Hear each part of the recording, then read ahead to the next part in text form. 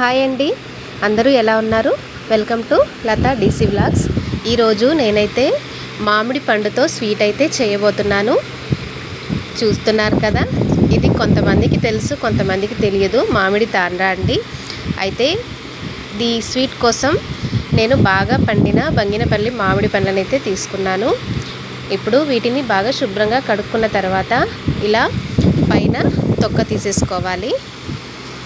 మామిడి పండ్ల సీజన్ అయిపోయిన తర్వాత మామిడి పండ్లు తినలేం కాబట్టి ఈ స్వీట్ అయితే చేసి ఇంట్లో పెట్టేసుకుంటే సంవత్సరం పాటు మనం ఈ మామిడి పండు టేస్ట్ అయితే ఎంజాయ్ చేయొచ్చు.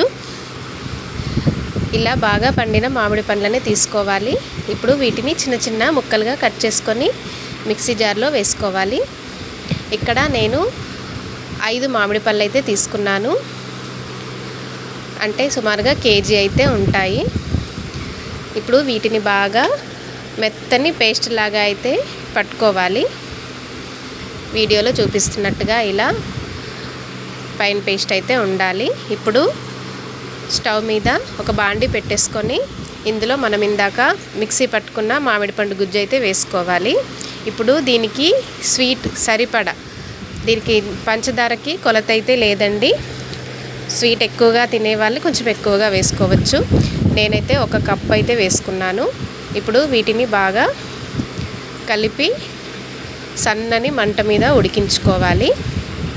ఇలా మామిడి పండు గుజ్జు కొంచెం దగ్గర పడేంత వరకు ఉడికించుకోవాలి.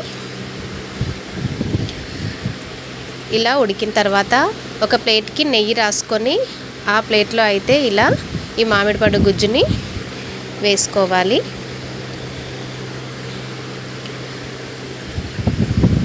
ఇలా వేసుకున్న దాన్ని 2 రోజుల పాటు ఎండలో అయితే ఎండబెట్టేసుకోవాలి. బాగా ఎండుంటే ఇంకా బాగా కుదురుతుంది. అయితే నేను ఫస్ట్ టైమే చేశానండి, భయపడ్డాను అసలు వస్తుందా రాదా అని.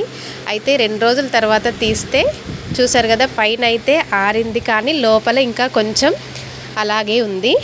అయితే నేను మళ్ళీ ఇంకో రోజు పెట్టేశాను. 3వ రోజుకి ఇలా పర్ఫెక్ట్గా అయితే రెడీ అయింది. నేను చాలా భయపడ్డాను అసలు పోయిందేమో అని. కాదండి, చాలా పర్ఫెక్ట్గా బాగా కుదిరింది. కాకపోతే 3 రోజులు పట్టింది నాకు. టేస్ట్ అయితే చాలా చాలా బాగుంది. మీరు ఒకసారి ట్రై చేయండి.